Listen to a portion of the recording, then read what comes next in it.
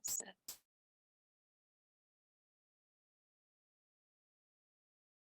Okay. I'll call the meeting to order.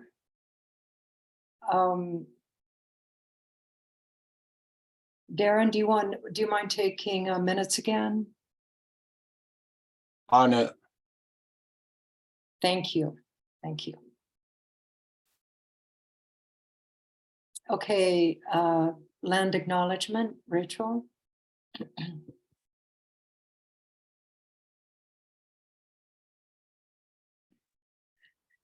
We acknowledge that our meeting is taking place on occupied Indigenous land.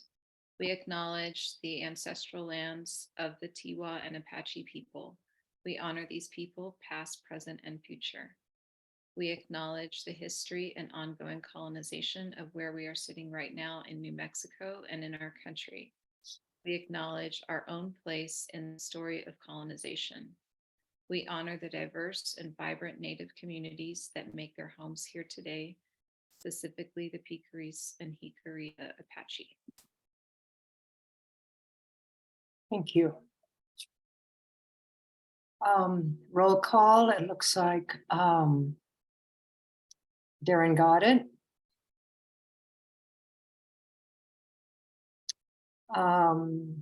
Communication agreement summary, Rachel. Everyone that is here is welcome, has an important contribution to make, and belongs here. We ask that we all practice kindness and generosity with one another, be curious, listen with compassion, and understand that making mistakes is not only normal, but necessary. We do these things to foster a feeling of safety. Thank you.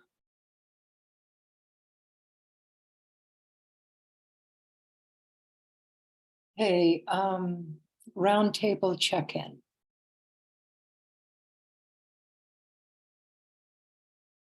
Who would like to speak first?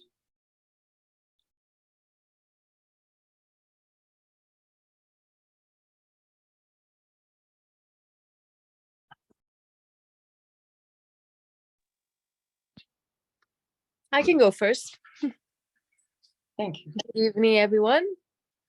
Hello. Hello. I'm doing good. Today was a busy day, but things are good. Just enjoying the warmer weather, although today was a little colder. But I can't wait for the summer, for the warm weather to come. So, but everything is good. So far, so good. Thank you.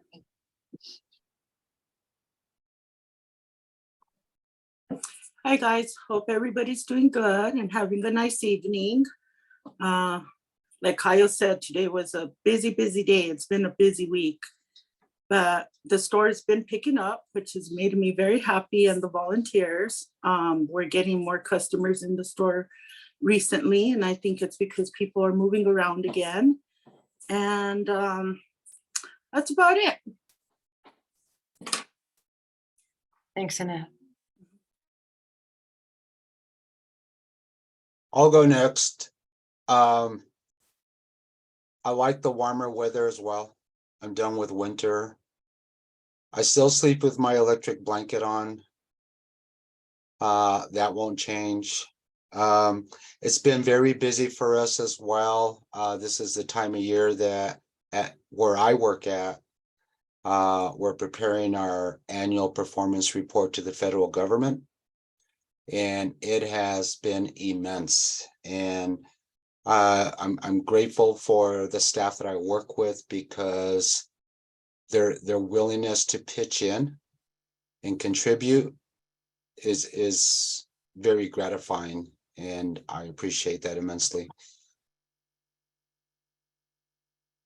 Thank you.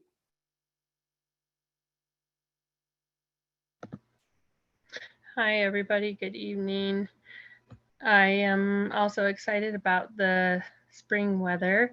I guess I don't get as cold as you, Darren, because I have kept my electric blanket off for the last few nights, so you just might beat me there. But I totally know how weather goes, so I'm anticipating some kind of cold to come again. There's so much water in the river right now. It's flowing like crazy. I can hear it from my house.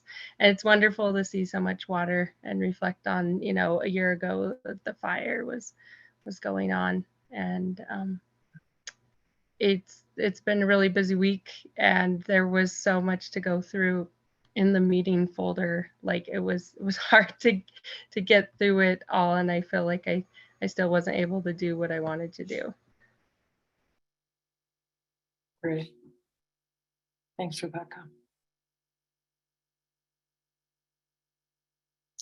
I'll go. I'm in Santa Fe at Maggie's house with grandkids. I go back and forth within the day, so I get most of my day in Dixon, and then come back to Santa Fe, and then go back to Dixon. And I'm also still on my Aseke Association. So speaking of water, it's just, we still have repercussions from the flood that haven't completely been handled.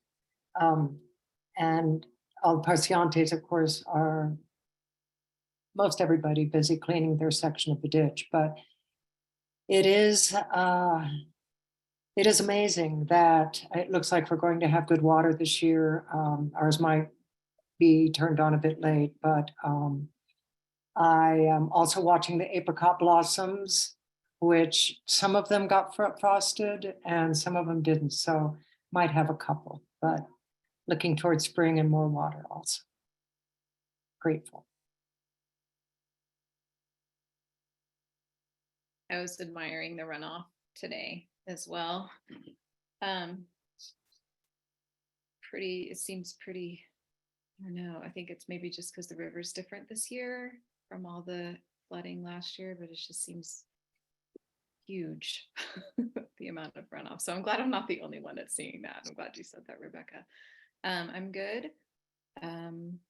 Busy like everybody else. That's kind of the way it goes. I'm doing double duty this week because Bart has been gone. He's at a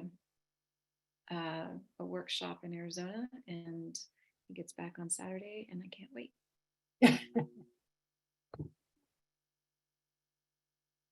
Is that everybody? Did we miss anybody? We didn't hear from Rosalia, but if she's Rosalia, able, yeah, would you like to do a check-in, Rosalia?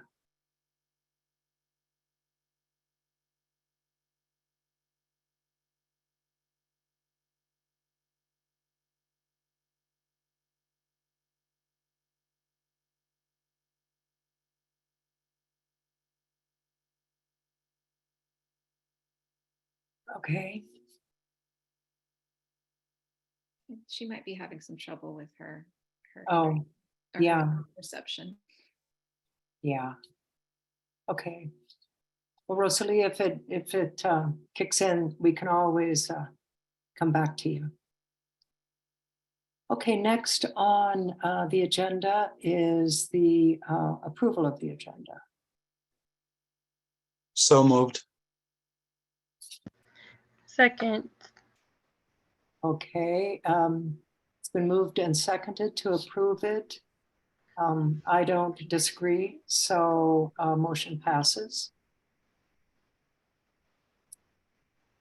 Then we have 1, 2, 3, 4, 5 sets of minutes to approve. Do we want to go one by one, or what's your feeling on it? The first 3 dates, I didn't have anything to add to the minutes, but the 2 March ones I did. Okay. Darren, are you fine with the first 3? I'm checking to see, I know that there are a couple of meetings that I was not present at. Okay. So I'm checking to see if I was present at this one. I don't think you were, Darren. Yeah, so I can't vote on this one. On the first one? Yeah, Okay, The first two. the September 28th meeting, I was not present. okay, So, okay. I guess, Darren, I don't think you were in the October one either. yeah, I don't think so. Yeah, you're not listed in the roll call. okay, can the two of us approve those, I guess? Yep, Okay. So motion to approve the September 28th and October 19th, 2022 minutes. I'll second it. Any discussion? Okay, passed. January 18th, Motion to approve January 18th minutes. okay. I second it. Any disagreements? Okay, thank you. Okay, March 9th. Okay, so March 9th was our first discussion of the proposed Prospera contract. And I just inserted language that I wanted to, during the discussion, I made reference to an email that I had sent out about the proposed Prospera contract. And I'm requesting that we include a PDF of my email about the contract, since it has all my comments, as a PDF in the March 9th folder. Okay.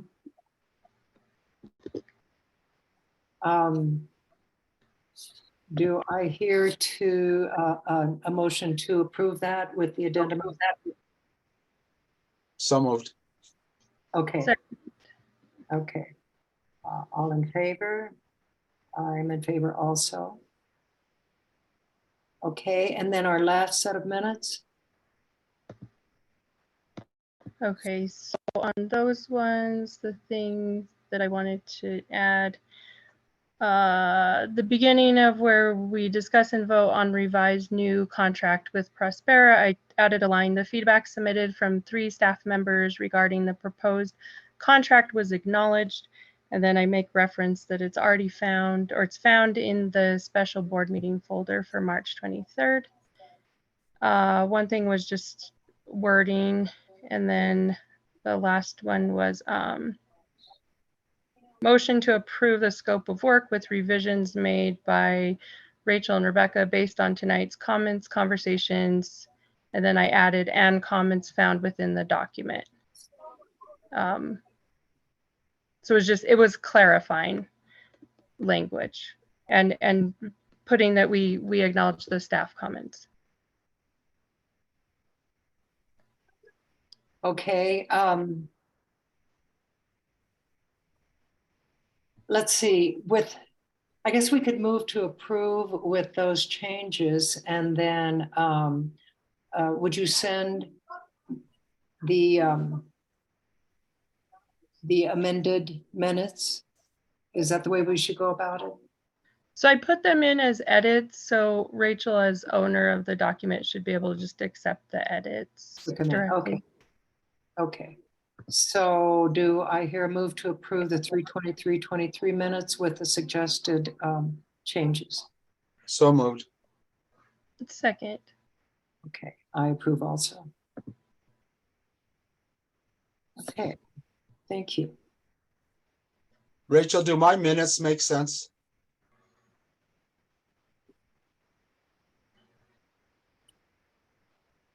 You mean like in general or? Yeah, I mean, because I think you're taking it from here and converting them to actual minutes, right? Are you the one that's doing that? Okay, I am.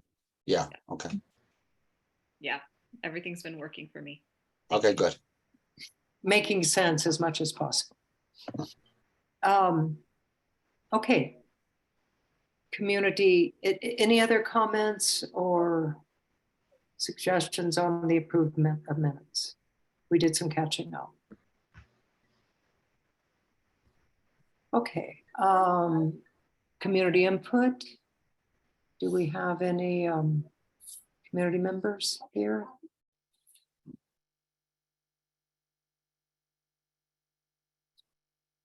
Okay. So reports. And we'll start with the librarian report. We've all had a chance to read it. Comments, saludos, anything that a board member want to add to that?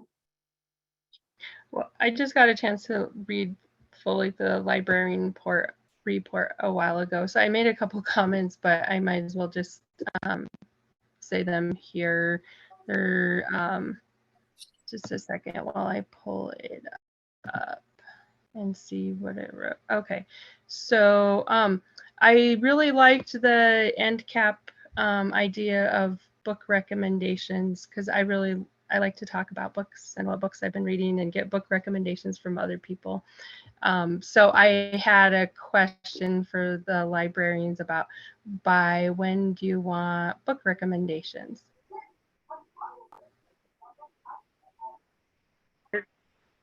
Dear God, I hope you can hear me now. Yes. Yeah. Yay! Good evening, everyone. Saludos. I hope everyone is having, it sounds like everyone's having a wonderful evening. Rebecca, thank you so much for this question. I appreciate it so much. As soon as possible, I would love to fill this end cap. So by the end of April, we are kind of finishing up our end of life planning. And I would love to, right next to that, have a really good, like, uplifting resource that is like, here's what your staff, your volunteers, your board have been reading, and recommend something or like don't recommend something, but anything to fill that end cap as soon as possible would be really great. And if you could just give a little, like, I loved this book because, or audiobooks, anything, like just something for people to kind of know what we're reading as a community would be wonderful. And the other question is, it doesn't have to be a book that's necessarily in your collection, does it?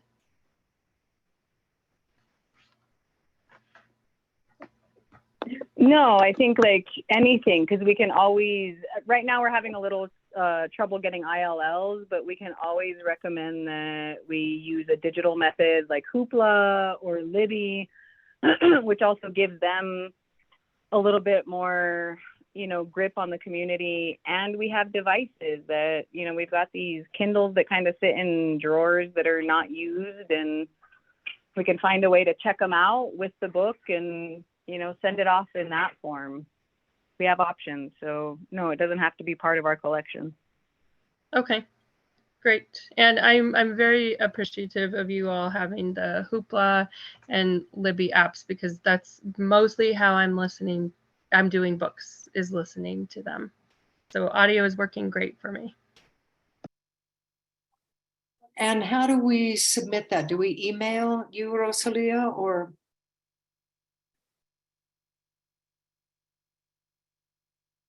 Yeah, you can send me an email. You can send anyone an email. Send it to Rachel. We can all just or you can send it to the librarian email.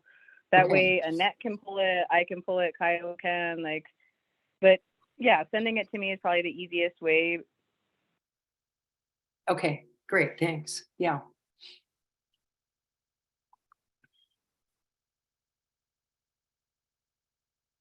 Okay. So as we move through on our reports, next is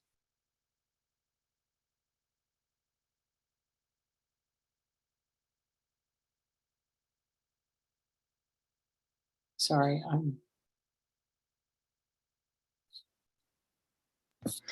Aaron talks about the benefits of having 2 screens for his work, and the time I feel like I need 2 screens is during these board meetings, so I can see everything I need to see. I know I've opened our board packet like 15 times. It's probably in a big row down there. Okay. La segunda report from Annette. Comments, questions? You're doing great.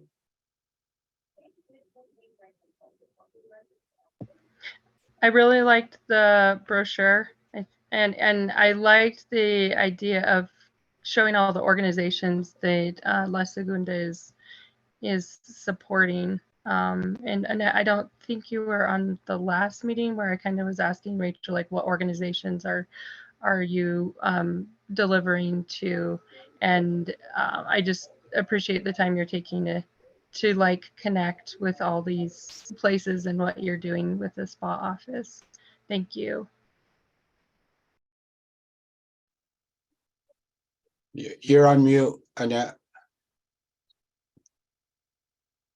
Thank you. I greatly appreciate that. I want to say thank you to Rachel because she worked very closely with me to be able to get this pamphlet together. So that was great. I just felt that people didn't actually realize the extent of what we do. And we do quite a bit. And I just kind of wanted to show that to our community as well as other communities to see that it is possible. It just putting forth the work and the energy, and we can help out a lot of individuals in need. So I'm pretty proud of it. It's a really nice brochure, Annette, and it's obvious that there was a lot of thought put into this. Are there some of these partners don't have contact information? Is that because they don't have an established business line, like Coats for Kids? Basically, the Code for Kids runs through the Penasco schools. Okay. And yeah, so the only individual I generally deal with is Michael Knoll, but I didn't want to like put out his personal information out there. Do you know what I mean? Mhm. And then also like the Restore, it's just a building. It's just an entity. It's just taken care of by volunteers. So there's not a head person that's there. So Got it. it's just individuals that donate their time. Got But it. again, these are big facets of places that we're donating to that really do need our help. So like right now we already have jackets going for this coming year's Coats for Kids.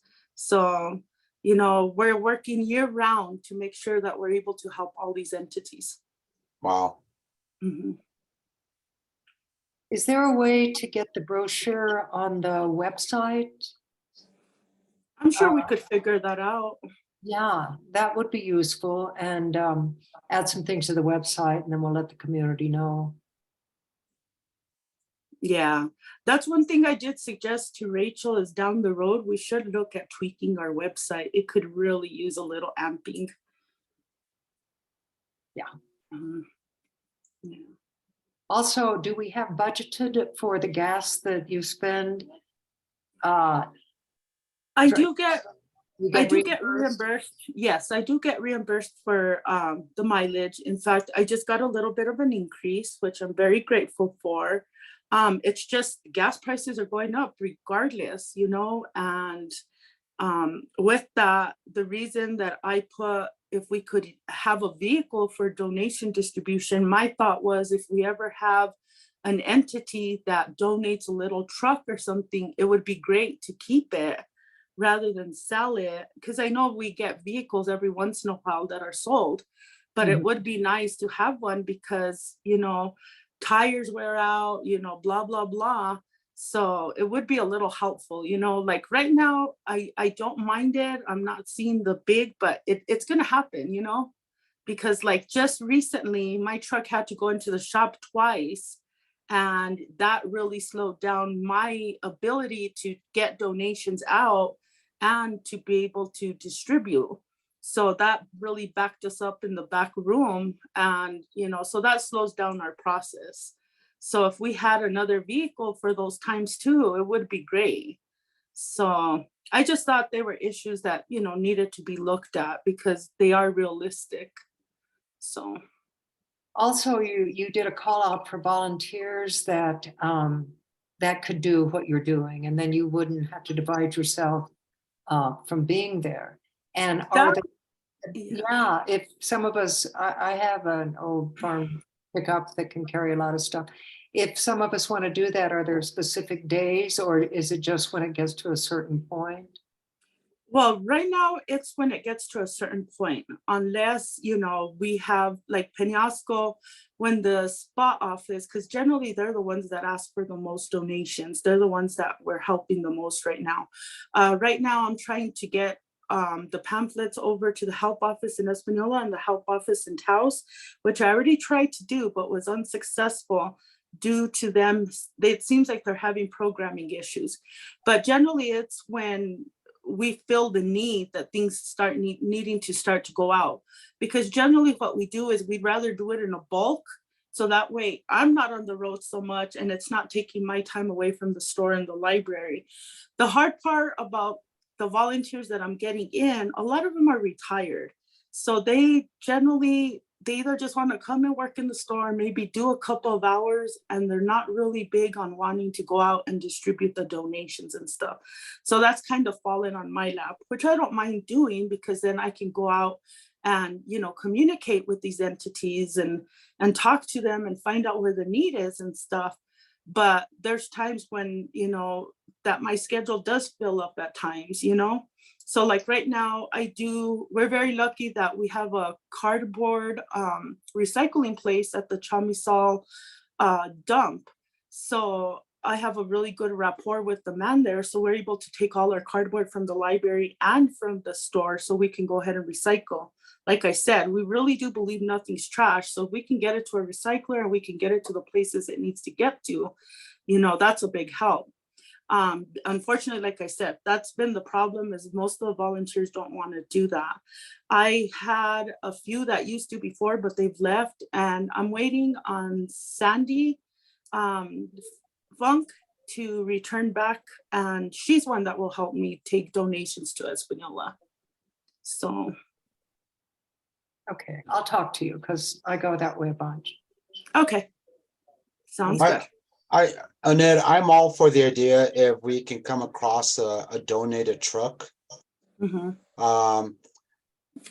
I would ask if you could be thinking about, along with Rachel, what that would look like in terms of the safekeeping of the vehicle during after hours, insurance, policy on the use of the vehicle. Those are the things that are going to come up as part of the requirements to have a vehicle Yeah. owned by the library. So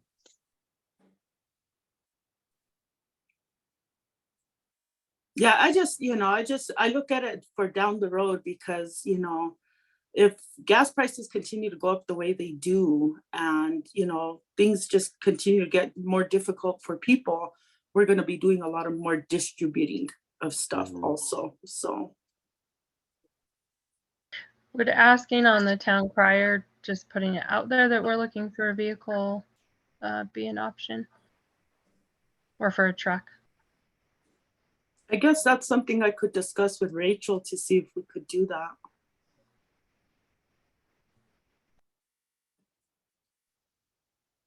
Yeah, either a truck or somebody and their truck who could donate a couple of mornings. Yeah. Yeah, we could definitely maybe ask if we had a few people that would be interested. I think the cardboard is like a every 2 weeks thing. I know that there is a couple of people that take the cardboard for the Carnelian Center, and I've actually thought about going and asking them if they would be interested in taking ours as well, or what the process is.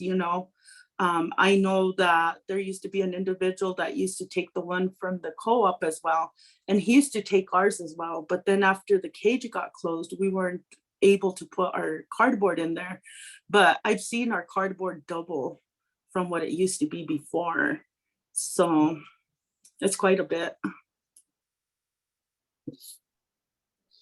Okay, Mhm. anyone else? if someone else were to take the cardboard, could they also be reimbursed for mileage?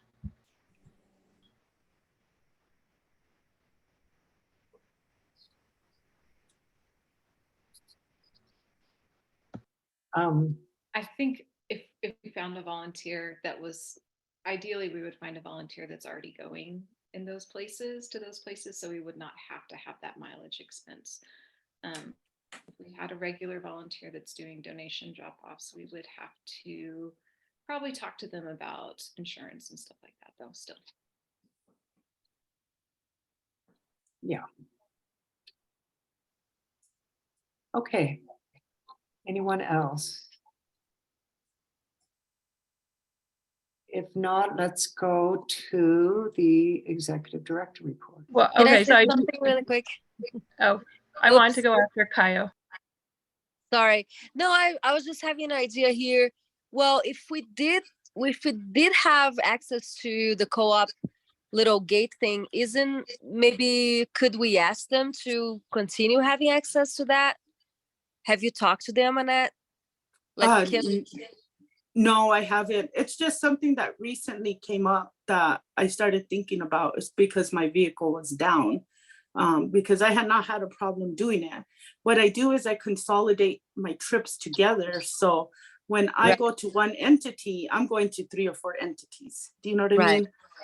Yeah. So it hadn't been an issue until I started having issues with my vehicle. So Yeah, but just to take the but- load off of you, yeah, no, like, but see if that's they could. definitely, yeah, no, that's definitely something I need to do. I need to go talk to the co-op, and I wanted to go talk to them at the Carnelian Center and see Mhm. what their process is. Oh, I think we have a co-op representative here. I could probably represent the co-op on that. We don't have a cage anymore. We're going to be demolishing that space to build on. We don't have storage for our own cardboard or anybody to take it at the moment. So Okay. no. I mean, we need to figure out a bigger solution for the whole community, it sounds like, for the cardboard recycling, but Yeah, co-op storage, there is none. okay. Cool. Well, Thank you. I feel like if we are able to pay someone stipend or at least mileage, volunteers, you feel less responsibility because you're just volunteering, but maybe if someone is making mileage, it might make them a little more committed to do it. That's the first thing I want to say. The second thing, I wonder if the co-op library Carnelian Center could discuss this particular issue and see if there's a way to split up the work or to pool money together that could pay someone to do it as just a regular weekly thing. I think that yeah, providing maybe the incentive of knowing that there will be some coverage financially would be helpful to find a consistent person. And I think Annette could use support in that area of being able to transport those things. And she's communicating her concern about, the reliability of her own vehicle as well.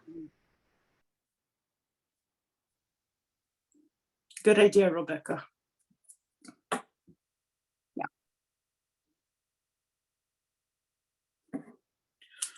Okay. Anyone else? Then let's move on to the executive director report.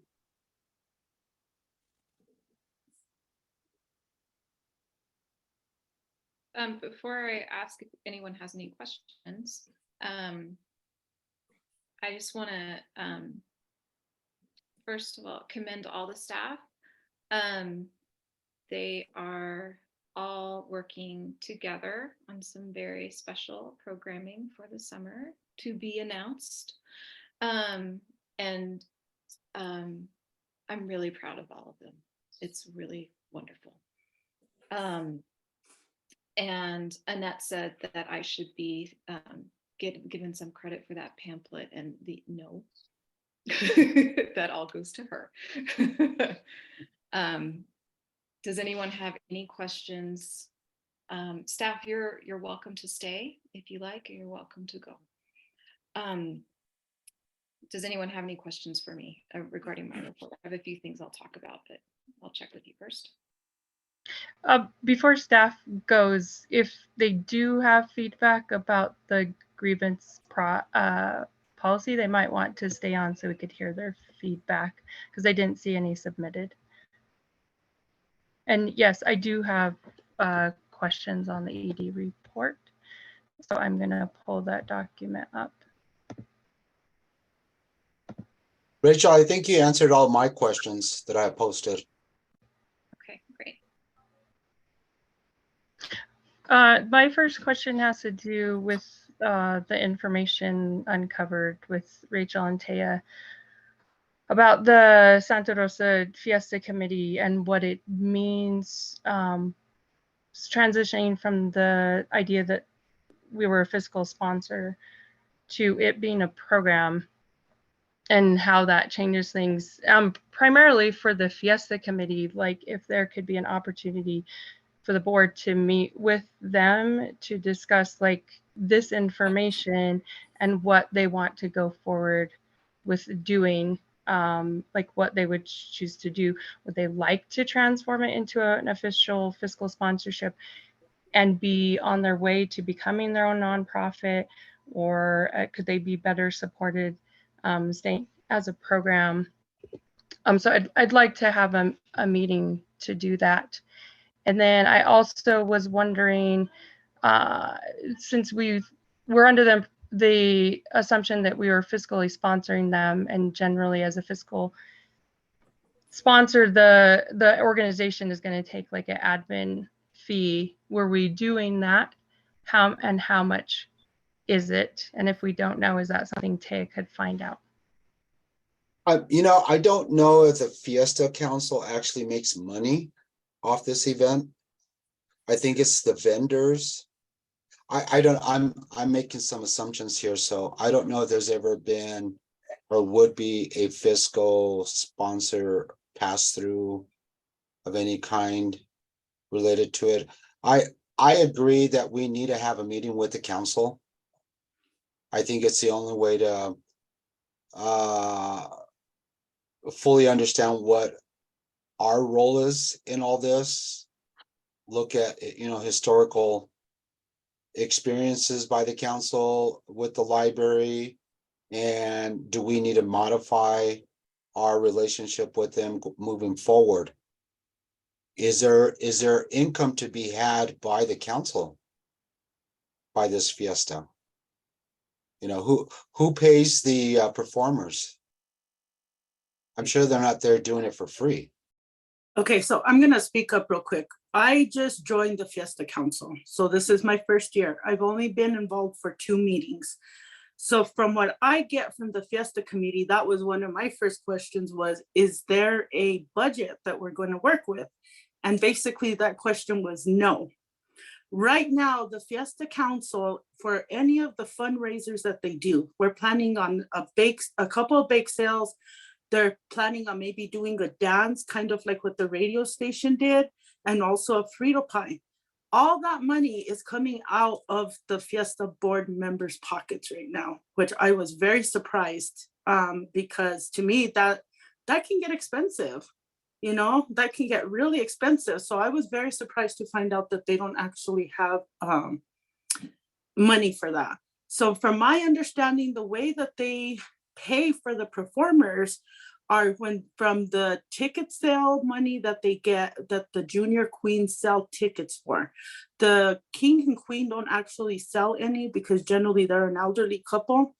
And from the fundraising from the bake sales and stuff, and then they charge the vendors an amount. So I know as of last year, I believe they were charging the food vendors $50 a day, which this year will be increased to $75 a day. And the other booths, I think they were charging $25 a day, and now it's going to increase to $30 because costs have gone up.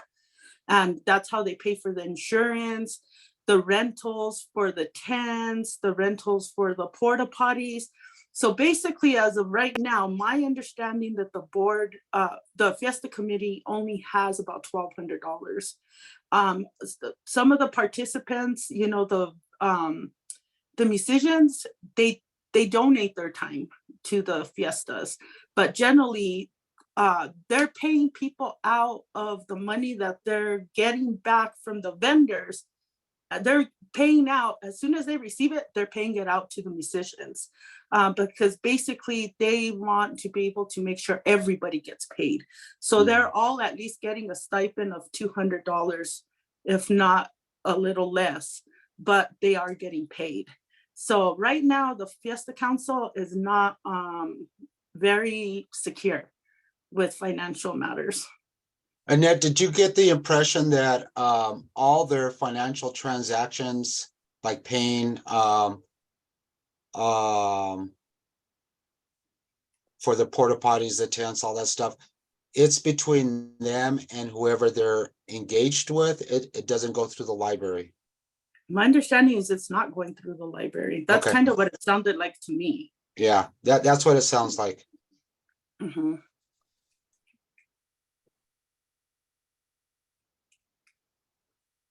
That's really good info. Thank Yeah, you. okay, just to let you know that our next meeting is on the 23rd at 7 p.m. for the Fiesta Council. The balance sheet shows for Fiesta Committee $3,219.15. So is that money available for the committee to use? As far as I'm concerned, it is, yeah. I'm not sure, there might be some other considerations that they're factoring in, and I'm not sure exactly what their thinking is, but Taya she just recently totally combed through all of their finances just to make sure everything was straight. So that number should be accurate, although it is from February. So if they pulled anything out, then it would be less than that now. Wait, I'm a little confused. Our balance sheet is showing a balance for the committee. Correct. Now there's a paper trail if that balance sheet is within QuickBooks that'll tell you how far back that income was deposited. Mhm. So is that a recent pre-COVID balance, or is this new monies? This money has been there. Well, they've done a couple fundraisers during the pandemic, but a lot of this money has been sitting there for a while. And they bring that money to you to deposit and safekeep. Yes, when they have a fundraiser, they bring it to the library. Then we are a fiscal sponsor. Unless that's how it's done with the KLDK also, though. You know, it's very confusing because when Taya and I looked at some of the bookkeeping, that was our conclusion originally, especially since they seem to just operate on their own accord. But on our website, it says it's a program. And Taya noticed something, I can't remember what it was, but she noticed something not that long ago. There's no documentation in our files, like no contract for fiscal sponsorship. The few fiscal sponsors that we do have a contract. So it's very confusing, and it's something that would be wonderful to have a conversation with the Fiesta Council to see what would work best for them and how they want to manage that going forward. Whether or not a fee has been charged, I don't know. But I can definitely ask Taya about that, Rebecca. So Okay. Darren, I want to just say the definition of a fiscal sponsorship is an organization, because we've worked with this at Más Comunidad, that is approaching your nonprofit and saying, we'd like to run something, we have some funding, and you're you're going to help with administering the money, but their end goal is they become their own nonprofit, and that you're supporting them getting their bylaws, their procedures, their policies, and their own board. That is the definition of what it is, so that they can become their own nonprofit. And so because Fiesta Committee has been part of EVL for so long, there is not been any motions towards them becoming their own nonprofit. They don't fit the definition of that. So they could be, we could, you know, if that's what they'd like to do, they can have their options laid out for them. But currently that's not what's happening. No, and the other definition to that, Rebecca, is that entities that have want to implement a special project and need funding for it need a nonprofit's 501c3 status to apply for that money. Not necessarily wanting to become a 501c3 themselves. So, I mean, that has been my experience anyways. And then of course there are those entities that do want to become, and they need the support of an established 501c3. It could be that Taya would be a good person to have to share what she's researched on this, just because I've heard a lot from her at Moss about fiscal sponsorship, fiscal Mhm. agents, and what she's uncovered with it and how she came to the conclusion she did. Yeah. And it might help that as we get close to having a meeting with the council, that we prepare some options beforehand so that we can make decisions at that meeting, you know, based on what's in the best interest for the library, and of course, what's in the best interest for the council, what's going to work for the council. Just to let you know, Mona Gonzalez is the financial person to speak to for the Fiesta Council. Okay. Mhm. I'm glad that there's money in the account so that it hopefully doesn't have to come out of the pockets of the council board members. I know that in funding opportunities, the library talks about the fiestas as a thing, and so it's really sad to me if money's coming out of board members' pockets from the council. That's kind of how I felt when I asked if they had a budget. That was one of my first questions when I came on board. So I was very surprised that they told me that that's how they had been paying for the fundraising.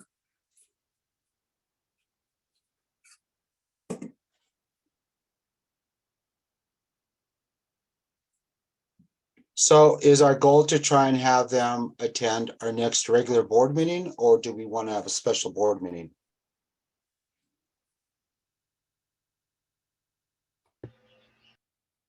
Or could we get on their, the April 23rd agenda? I mean, it's sometimes better to go where they are. Do they meet on Zoom or in person, Annette? They're meeting on Zoom right now. Okay. Mhm. You know, maybe we could talk to them about what we have in mind, or what the discussion could be, and get on theirs. What do you think of that? I can go ahead and talk to Roberta and Mona because they're the two main individuals, and see how they would feel, whether they would want to just join the next board meeting or would they be okay with us joining them. So, and I can get back to you guys on that. Thanks, Annette. Mhm.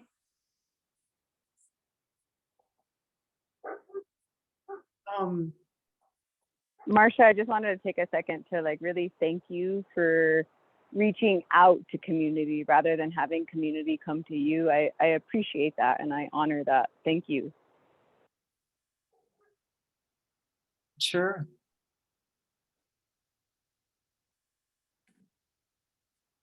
So I'll get on with ED report comments.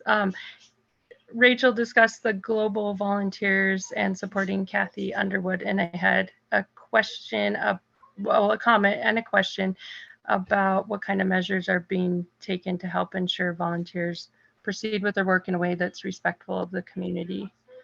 And Rachel said that that's something to discuss, or happy to discuss at the meeting. Yeah, and I think that's a really great question. And it was one of my questions when we met with the representative from Global Volunteers. So that organization is one of their core values is that they are waging peace and justice. So there's there's a lot of practices that go along with that support that and make it really a community project. It's not a global volunteers project. So we're looking at about 9, I believe 9 is what we heard today, volunteers coming, and they'll be here for about a week. And they start with an orientation at the library, and everything is very much centered around learning. So it's they're coming here with no agenda, basically. All of the projects are 100% led by community members. They're never alone in the community. They're always working alongside community members. All of the projects are determined by the community. So they do not come in and suggest projects. That's all stuff that people have said that they need a helping hand with. They never enter a community without a formal invitation from within the community. And really their hope is to not just be a one-off where they just come in and like do some stuff and then they leave and they never come back. They actually really reject this name of voluntourism. They don't feel like that is not what they're aiming for. Their goal actually is to establish a long-term relationship with communities. And so this is their first visit. It's actually pretty small. The projects that they're doing are on a fairly small scale, and we're just kind of trying it out. We're just kind of seeing if it's going to work for us. And they have, Kathy Underwood has been working her tail off, finding some amazing projects for them to work on. And there are a lot of folks in the community that are really excited to have the extra hands. Everything that they're going to be doing is stuff that local folks would not be paid to do. So it's stuff that would not be happening unless we had the extra volunteer labor. Let's see. I'm more than happy to talk about some of the projects that they'll be doing. They're going to be at Dixon Elementary. They're going to do a little bit at the library. We're going to have 1 or 2 folks helping at the after school program. We are going to have them helping out with the little cleanup of the pollinator garden. They're going to do some cleanup on 2 different acequias, the Acequia La Plaza and the Acequia Bosque. Again, not things that would normally happen by paid folks. It's all just extra stuff that would not get done unless they had the extra help. Possibly doing some stuff with the Carnelian Center, and DAPS wants to have them come down and help them to do a little construction to help improve some of their kennels.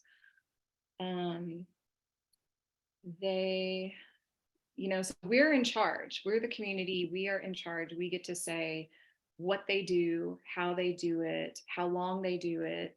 And if we get a sense that we are not being respected, then we can just stop. It can be done. And I have to tell you, it was my first thing. I was like, I don't know about this, but the more I learned about the organization and talked with them, and the experience so far, it's been very positive. And I I'm really hoping that it will be wonderful. And they're very in tune with this notion of saviorism and white saviorism, and their whole thing is they're not just wanting to avoid white saviorism, but maybe even help. And I'm not sure quite how this happens, but help reverse some of the long history of colonialism that in a lot of the places where they actually go and do work. So they're really in tune with that, and they have assured us that if we have any stipulations or anything that we want to put in place, they're like, okay, cool, just tell us. So I hope does that answer your question? I can keep going. Richard, I just want to say that from experience, that type of volunteerism is incredibly impactful for communities. The Presbyterian Church here in Dixon is affiliated with Manal School in Albuquerque, and they get a van load of volunteer students every summer to do exactly what you just said. And what's so impactful about that experience is that these students represent cultures from all over the world. And they bring those cultures to our community and share that with members of the congregation who are actively involved in that volunteer work. So I'm a huge fan of it. Awesome. Next time they come, you'll have to let me know. I can put them to work. Thank you, Rachel, for speaking to those things. That helps to answer the questions. And I will definitely be interested in how it's going when they come, and, a report from you or your perspective of how it went. I look forward to that. Absolutely. And just if anybody has any other project ideas, we'd love to hear them.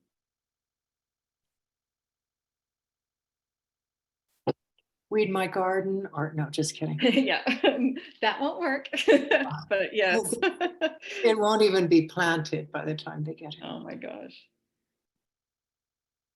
Rebecca, any more insights that you want to share about concerning the ED's report?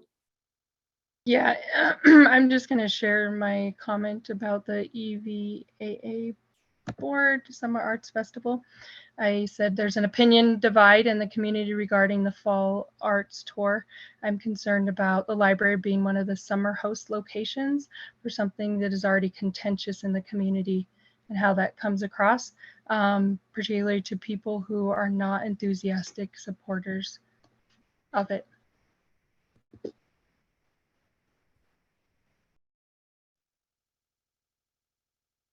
And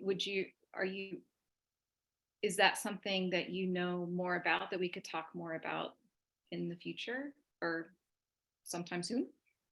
I'd love to hear more about what the issues are, because I know that when they first came to me, they had a plan, and I was very hesitant, and I told them that I wasn't very enthusiastic about it, and I wasn't sure if that was something that we would support as an organization. Since that time, the board has had a complete overhaul, and the plan for the festival has changed significantly. So, but if there are issues, I would love to hear them. Absolutely. And I think as the librarian, I can speak to that, as there is currently on the library schedule, I think it's this coming Saturday, or I forget which Saturday it is, but the EVAA is well aware that there are concerns within the community. And so they're hosting an open sort of house event to calling on, like, if you have concerns, come in and speak with us. So I think they're aware that there is some resistance within the community, and they're trying to address that. Yeah. Yeah, thanks. I think that might be the studio tour that is coming. So there's the EVAA summer festival is separate from the studio tour. Is that what you're talking about, Rosalia? Oh, I am.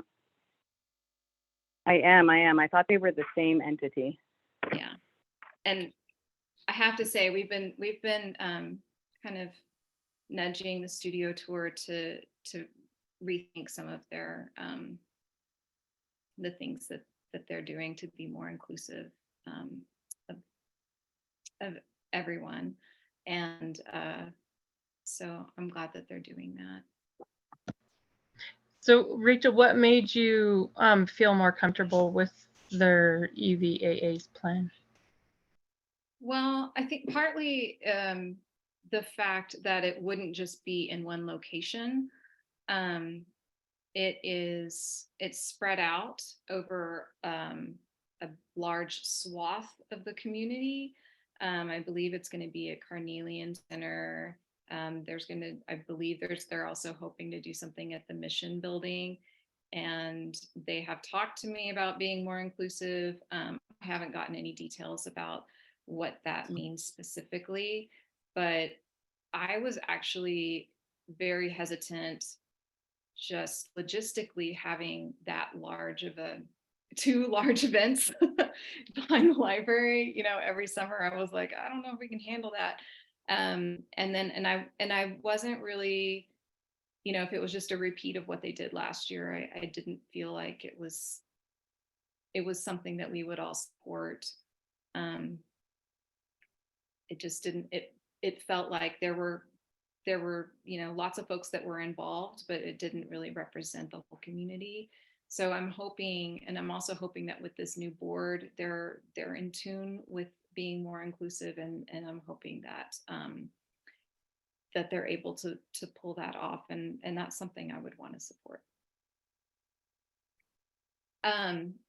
While we're talking about this, I will say that it would be wonderful if the board now, especially now that we have a new way of thinking about things, and also we're going to have this new community center. It would be wonderful if at some point the board would take a new look at the community center and orchard use policy. I think that it needs an update sometime in the future. Well, we could certainly add that to the next regular board meeting agenda. Because summer's gonna come sooner than we think. Mhm. Okay, I'll make a note of that.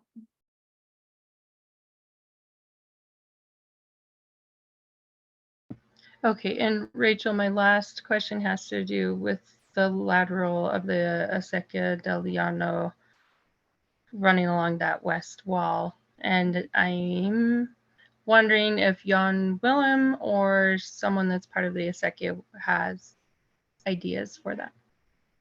When I checked with so what Rebecca is referring to is there's a lateral that is directly behind the new community center, and it basically is a part of that wall. That wall just kind of goes like this.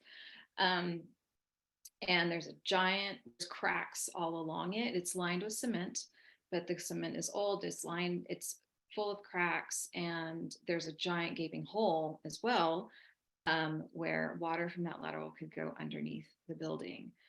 So they're trying to find a way to protect the building. And the contractor suggested using this material that's kind of like a rubberized polyethylene thing. And I immediately was like, I have to look into that. I don't know about that. Because part of it would line the lateral itself in order to actually waterproof the wall. So when I asked the commission at the Acequia del Llano, they said that the lateral is not something that they manage. That's completely on the Parciantes. And they told me who I needed to contact regarding that. I'm not sure when this would happen. We don't even have a bid for this right now, so I haven't contacted those folks yet. But it's on my to-do list, is to discuss it with these folks to see if they're comfortable with that. I don't know what a good solution to that would be, but I'm more than willing to go back to the contractor and ask them to rethink this. Are we sure it's still even being used? Because when I think about it, that lateral would go back to the land where Julie lives on, that was Zeller's. That's Zeller's property, the house that goes along the library border. And Yeah, I they don't used even to know if it, farm that, and that is not being farmed unless Julie is doing something. So, so anyway, yeah, it's possible that it's not being used anymore. Yeah. But I will, basically the reason I put that into the report is because I wanted the board to know that I'm going to do my due diligence, and that I am aware that it is a potential issue.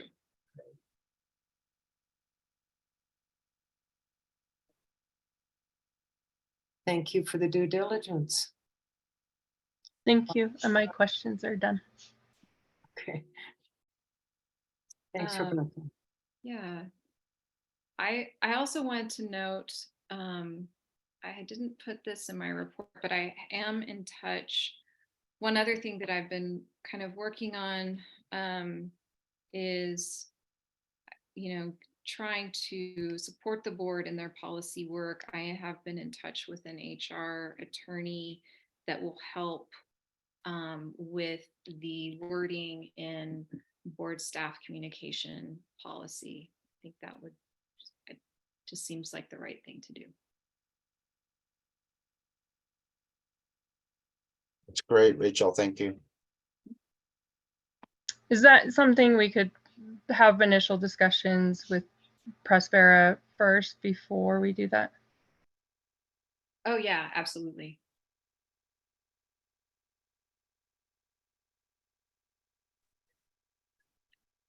Okay, anything else, Rachel, that you want to highlight, or any comment, or has everybody been heard? I'm good.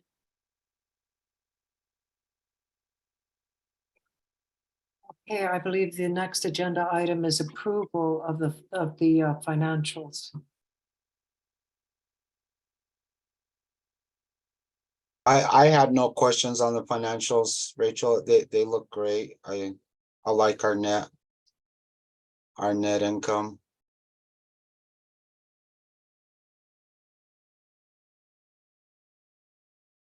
Rebecca, did you have need any other clarification, or? No, I looked over it. I have a question for Rachel, but I can just ask her later. It doesn't affect my approving of it. Okay, so do I hear a motion to approve financials? So moved. Motion. Oh, go ahead. Oh, second. I'll second. Whatever. I'll second Rebecca. Rebecca 1, Darren 2, and I agree.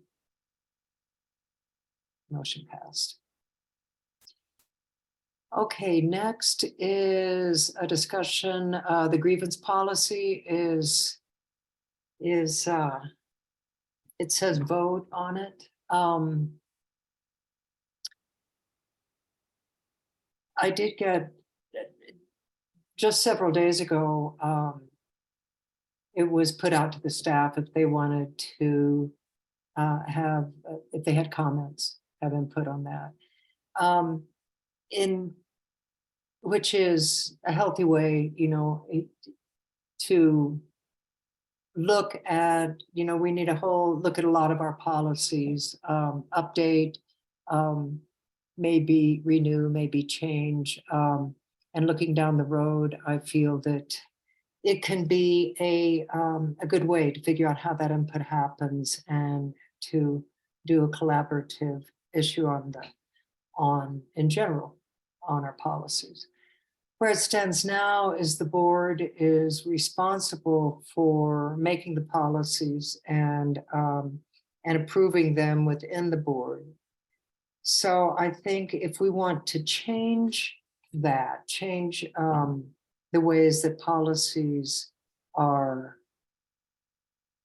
developed, the board ultimately has the approval, but the board, we might need to discuss that and see if, what the specifics of that would be and how that input is received and so on. What do the other board members think about that?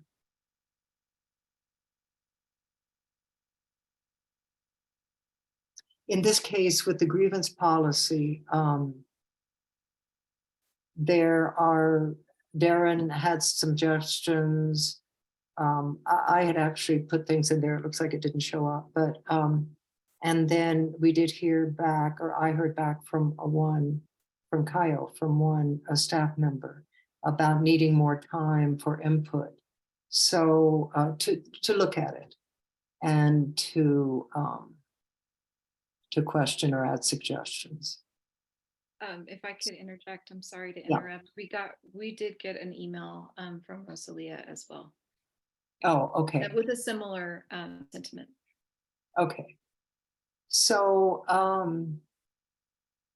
how would the board like to move forward? Do we want to discuss tonight, make some changes to it and still go for approval? Do we need to have a special meeting in which we talk about moving forward about policies just in general? What do the other two board members, what do you guys think?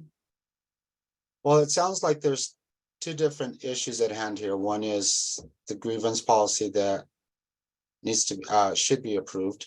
Second is moving forward, how do we standardize this practice of approving policy?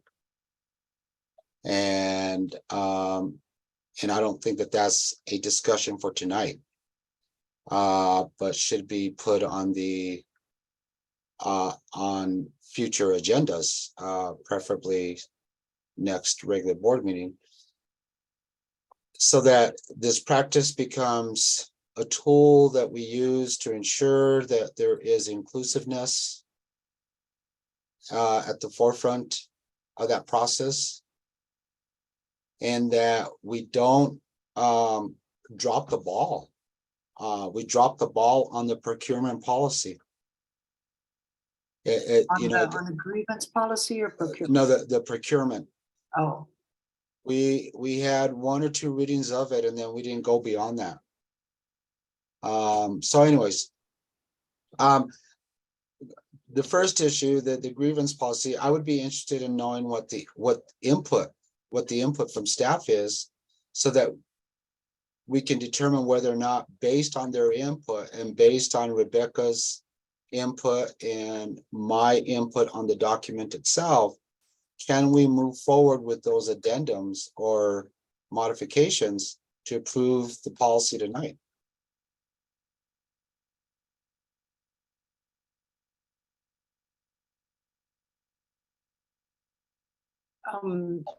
Rachel, do you have, can you represent those, the two staff members who sent emails concerning the grievance policy?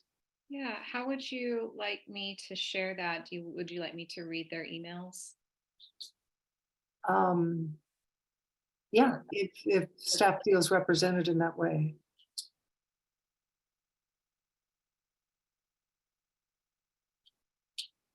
Okay, sure. From Kaio, there was a question, no mention on the policy about what steps to take if the grievance is filed from an employee to the director or from a board member to a director. that was one. And the second comment that she had, I think it's important to add that no employee should receive punishment or discipline as a retaliation for filing a grievance. I think that we have a separate policy that addresses retaliation.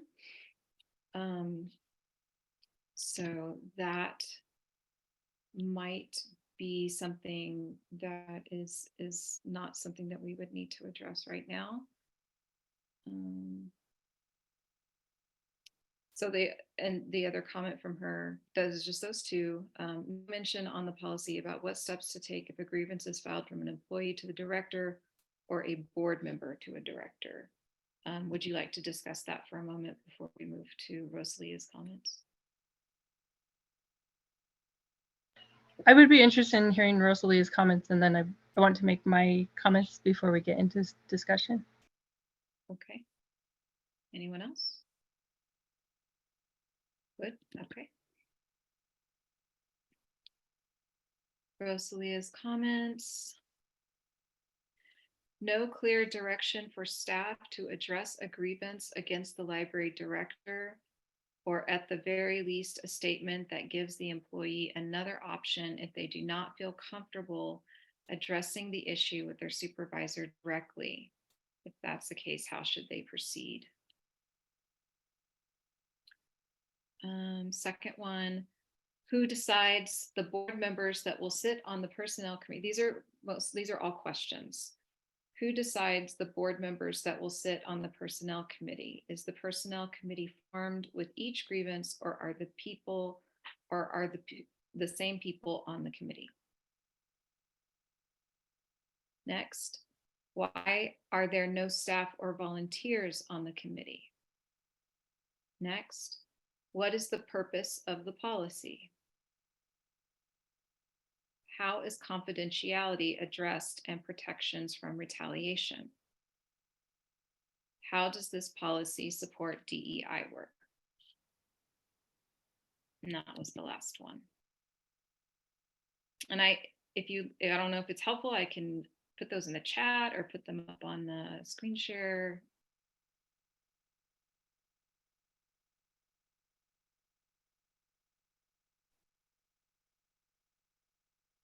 Well, I know that the personnel committee is a function of the board because that's stipulated in the bylaws.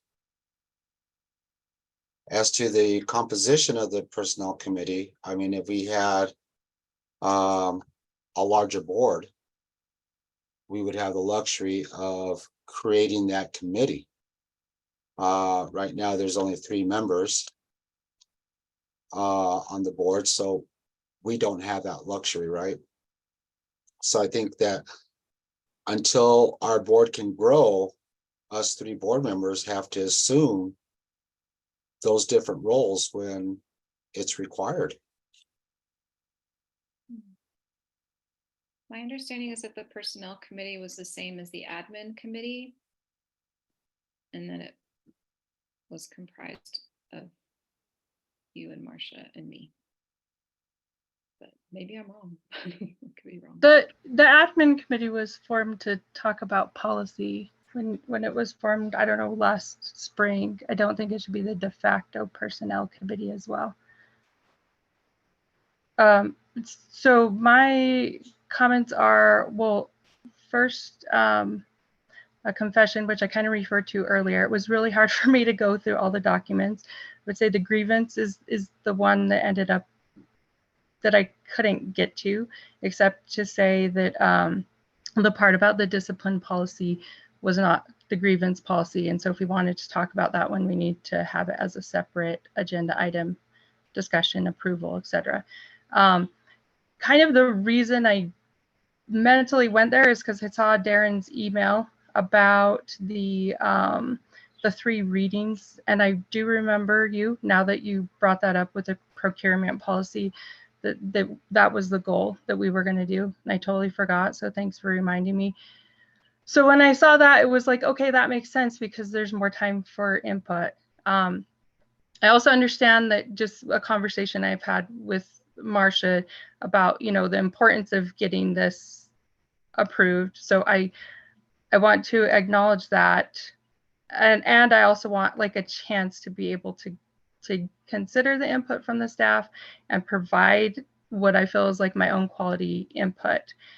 So either could we go with the idea of having the 3 readings for the reasons I've laid out, or if there's strong like that we need to get it approved, could we do like a temporary approval so that we could revisit it and have the opportunity to provide more input into it? I like your recommendations, Rebecca, and I agree with you that the discipline needs to be taken out and have its own policies, standing policy on that.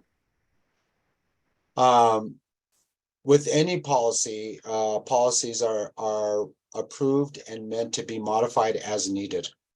So this could be a temporary approval so that we could get on with business. With a commitment by this board to revisit it in the near future and ensure that that it's inclusive of everyone's input.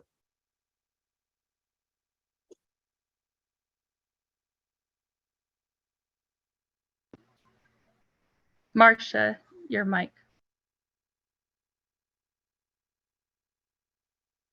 Could we perhaps do that, the meeting in which we have the 3 readings as a special meeting, like next week? So I mean, go ahead and approve it with some minor changes, just so it can be an instrument for us as we need it. But should we do that meeting as a special meeting next week? So you're saying to approve it as it is tonight? Well, That's my first question. I think there need to be a few minor changes. Darren had suggested, we're the Embudo Valley Library and Community Center to change that. There's also, it says in there that there will always be a personnel committee of 5 or 3 to 5 or something that that isn't applicable right now. We might have to change that from 2 to 5 because there's only 2 of us on this personnel committee. But just some kind of structural things like that before we, and then that would give staff, if we had it say next Thursday, that would give staff a week. If anybody else wants to provide input. Kaio asked for more time because she didn't have time to thoroughly read it.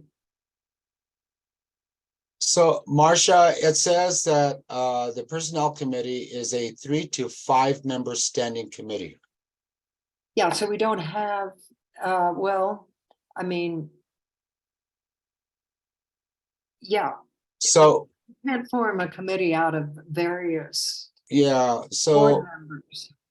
so what would be your recommendation for that? A 2 to 5 member standing committee or just a standing committee?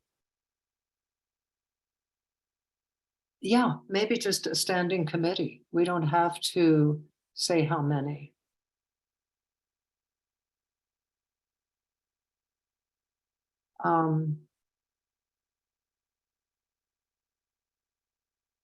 Rachel, I could figure out how to do a strike through on the document. I'll do it.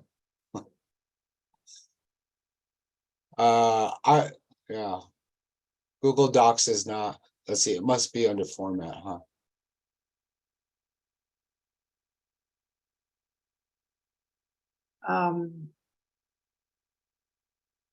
Yeah, and there's a discussion about it needs to be clarified if that first Oh. paragraph Got it. actually.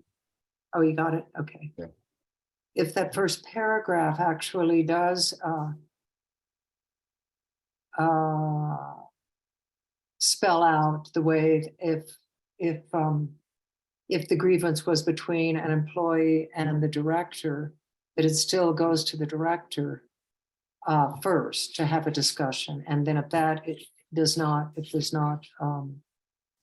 things aren't resolved, then it goes to the board, the personnel committee. But once Kaio brought that up and Rosalia reaffirmed it, it's not exactly clear.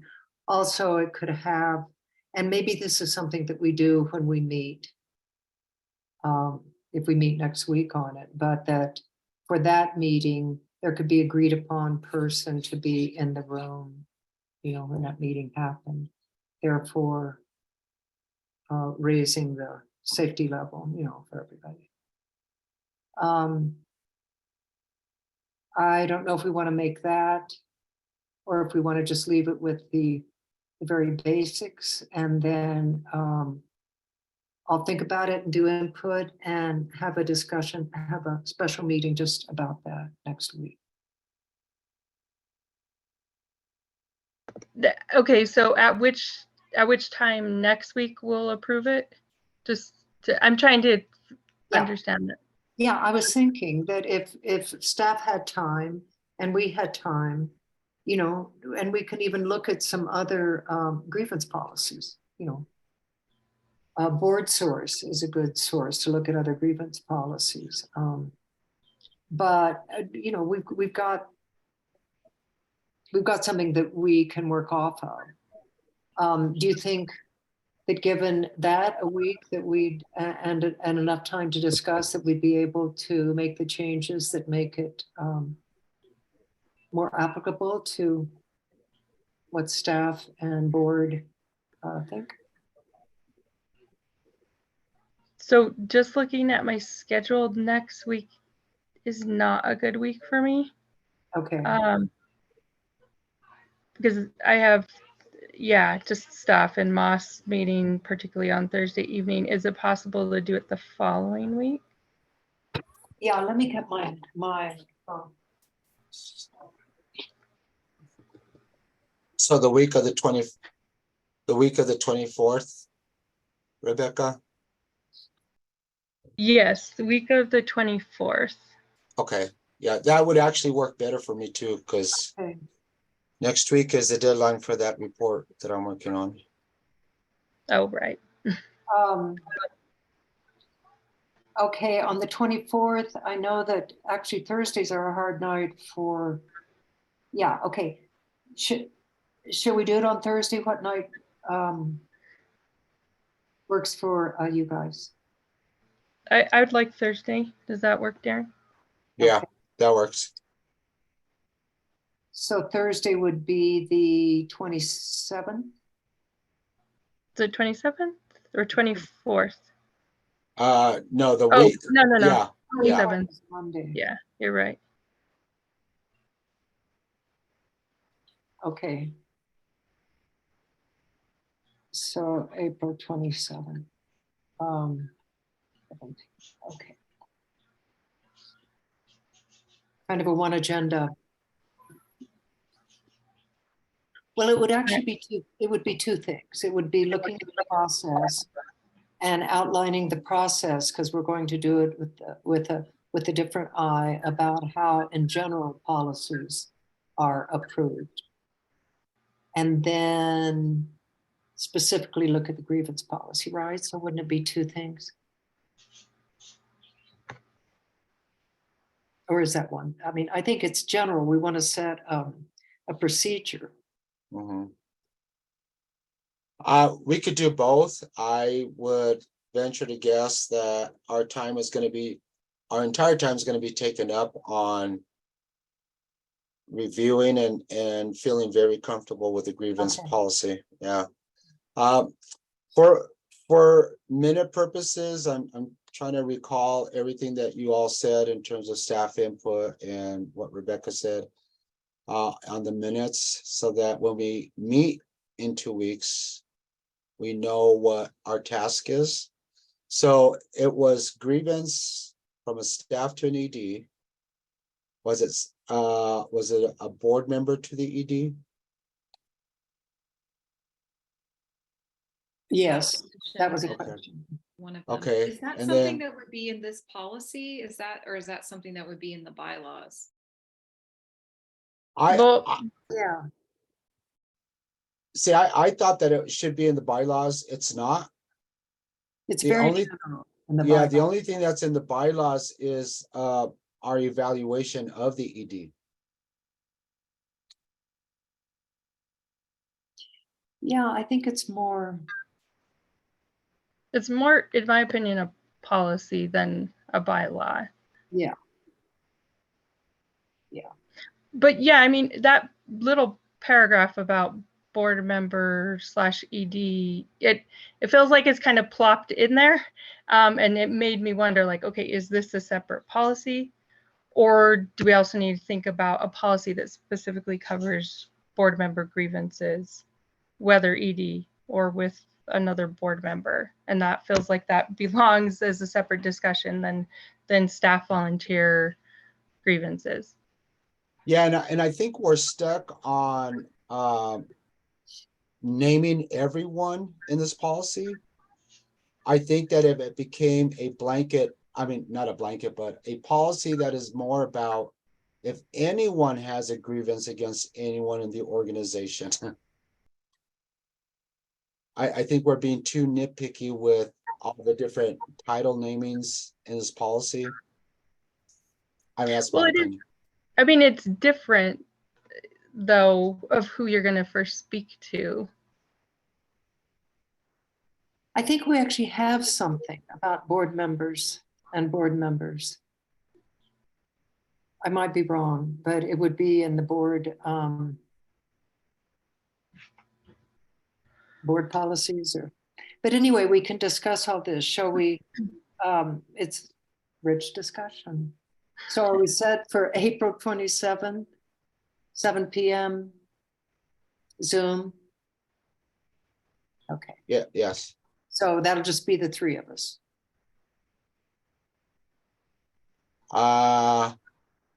Well, no, I think that it needs to be open to the staff as well. Yeah, okay. Yeah, only because we're taking their open input into meeting. consideration. Yeah, it's an open meeting, yeah. Yeah. Okay. Yeah. Okay, so we're gonna delete the discipline. We're gonna make that into its own policy, but not on the 27th. Correct. And just oh, And then I don't know if I captured everyone's Caio's and Rosalia's. I got yours, Rebecca, on your input that you put in the document. okay. So could it just be included in the folder? Like if Rachel makes the folder for the next special board meeting, just include that as a PDF, Sure. the feedback. Now, for tonight's purposes, meaning that we approve the policy tonight, I've already gone in the document and I did a strike through on verbiage that on words that we think we want to exclude. So it would be the 3 to 5 member was strike through, and it would read a standing committee. Right? And then I strike through the entire discipline section. Yeah. How about clarifying, do we want to clarify, or is that the bigger discussion under that first paragraph that encompasses, well, So I'm kind of confused because I thought it was the upcoming meeting that we were going to approve. Well, the suggestion was made, we approve this policy tonight as an interim policy until we can meet in 2 weeks to update the policy that's more consistent with input and the direction that we want to head in. That was a recommendation, Rebecca. And there's a timeliness with this policy. Okay. Approving it so it can be used. Okay. Yeah. And I like the interim policy. That sounds good with me. Okay. So you move to approve the interim? I move to approve the interim policy, grievance policy as documented revisions to it in the Google Docs.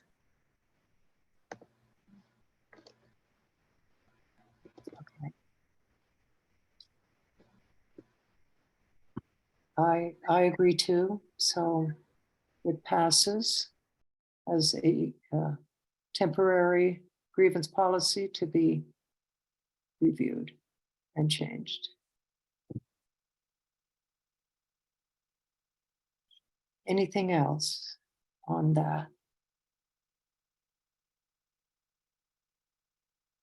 Thank you all. Thanks to everybody, staff and board. Okay, next is Rachel is you were seeking some approvals.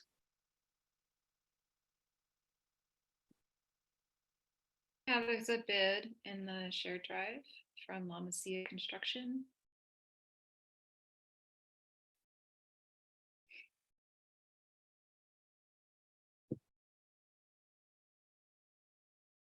What was that? The bid from La Masia Oh, yeah. Construction in the shared The drive. bid, yeah. Did everybody have a chance to read the bid? I did, and the only question it's probably something that's very common sense, Rachel. I'm just not familiar with that bid format. Does the contract with them actually stipulate a warranty? Because I didn't see it in the bid. And I don't know if it's in the bid or it's in the contract. This is outside of the current contract. That Okay. contract, the work in that contract is about to be completed. So we're receiving a bid now so that they can move forward with the demo.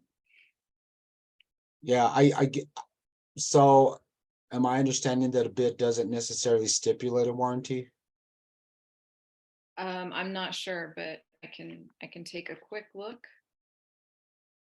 A warranty in what sense? Or is it insurance? It's a warranty? Well, the insurance is another thing. I mean, if you're in business and especially in construction, you have to be bonded.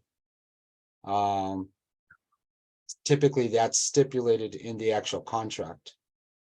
But in different bids that I've seen, they also stipulate the warranty, like you know, the work is good for 30 days or for 90 days or something to that effect.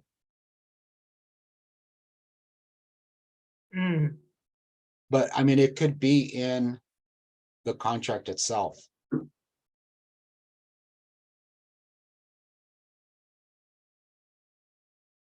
I would think it'd be a standard practice.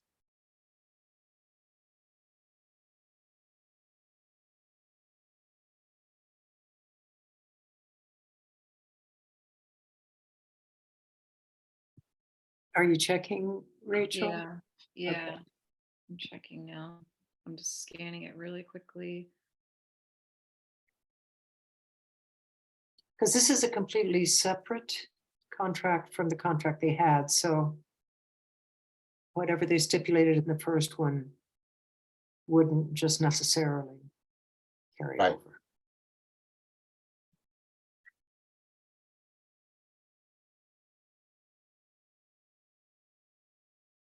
With my quick scan, I'm not seeing anything about a warranty in the contract that we already signed. Yeah, I mean, What you know, your is that concern? concerning? I mean, you know, I know that they subcontract like electrical work. that all our outlets and fuse box aren't gonna go up in flames within a week's operation. I mean, these are the kind of warranties that I think of with new construction, or Already or the signed off on plaster's falling off the ceiling. that. Are you saying that you would like a new written contract that includes a warranty? I think that if you were to send them an email asking them what is your typical warranty on a construction job like this, and he responds, and that's attached to the bid, I'm good with that.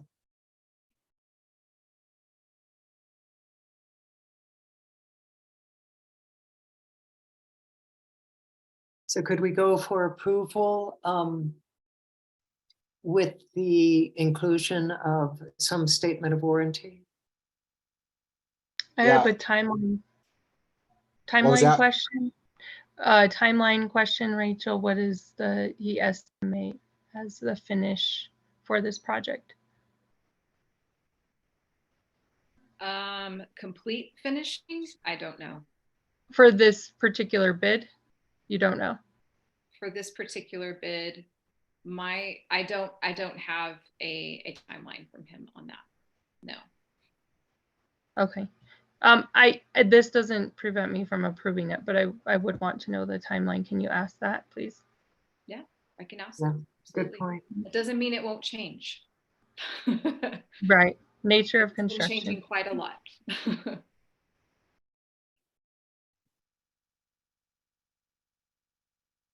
I know that the store is really pushing us hard because they need that space. So I'm sure that the contractor is well aware of that time crunch, right? The time crunch that I've been pressing on the contractor is more related to insurance purposes, and so we can get in there and do our programming. Got it. I'd very much like to have the space usable by June. Great. But yes, we need it done for the co-op as well. Absolutely. And Nancy, I will share that with you also.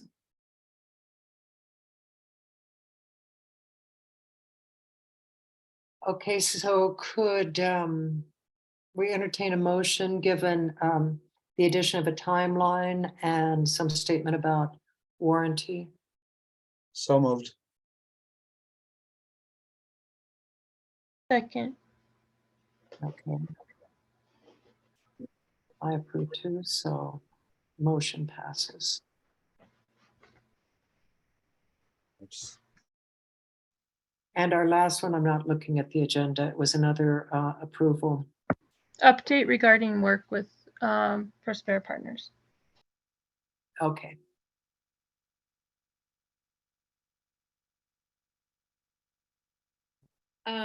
So I have met with them twice so far. We set up our weekly meetings.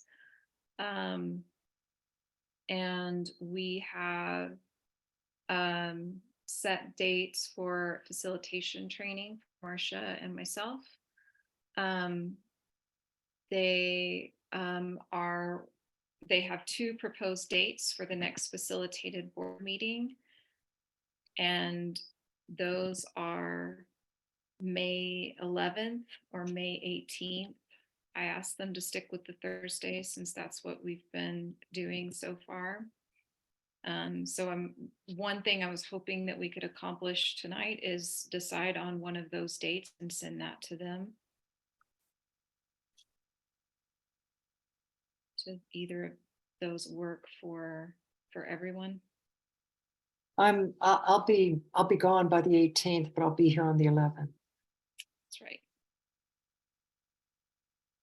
Darren and Rebecca, can you do the 11th, May 11th? Yeah. What month? I'm sorry. May.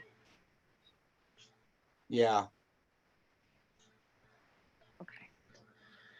Yes, I can do it. And we're still doing the retreat on May 13th. Is that correct? No, I'll get to that in just a second. That board meeting would start at 6:30, if that's okay. That's the compromise time. between them and us, if that works for everyone. Okay. Okay, May 11th at 6:30. Okay. And then they're going to be sharing a survey for all board and staff. So look out for that in your inbox. I'm gonna let the staff know as well. Would really appreciate everyone's participation. And that will be the first step, their first step towards getting input from everybody before arranging future meetings. So they're doing that first just to help them find patterns, hear about everyone's experiences, and I think it's going to help them inform how to move forward. And then the retreat date, they're looking at June 24th.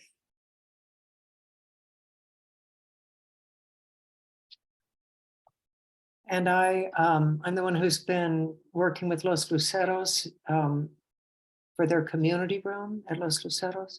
And they do have the 24th open. And for us, they changed it from, they changed it to the 24th from the 13th. Will that work for, I know, Rosalia, you've asked the staff. I mean, I'm sorry, Rachel, you've asked the staff. I told the staff that we would, it's a tentative date right now, and to please not schedule any activities for that date. On the 24th. Will that work, Rebecca, for you and Darren? Yes. Yes. Great. Hooray. All right, Yeah. that's awesome. Okay, great. That's all I have. Any questions?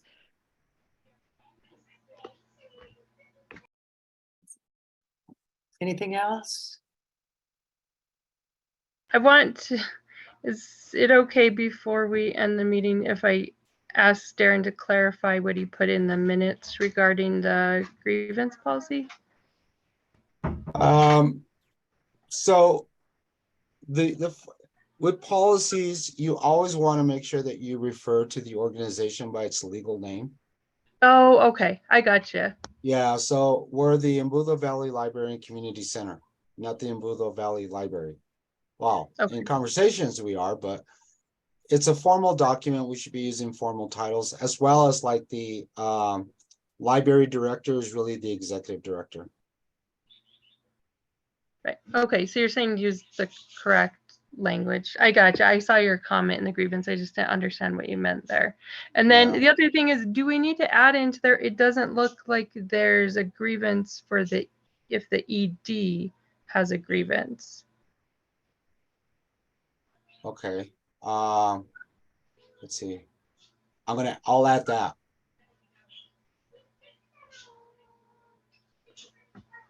Okay. Against staff or board members, right? Or volunteer staff or board members. I'm not sure I would grieve a staff member, but maybe that Well, happens. yeah, I mean, that just seems like a discipline issue. It's not a grievance. You might have yeah. a Oh, go ahead. grievance against a board member. Yeah, on the hierarchy, ED with the board or a board member. Yeah, I mean, these are all points or input to consider when we reconvene in 2 weeks, and how we actually write that out. We have to make sure that it's not going to confuse the hell out of all of us. And that it makes perfect sense, so that it's not, there's no question in the person's mind who is trying to decide whether or not they should file a grievance. and what the process for that is.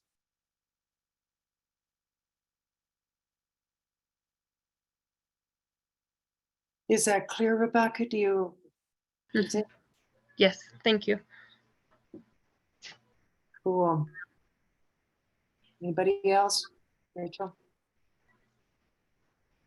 Thank you. Thank you all.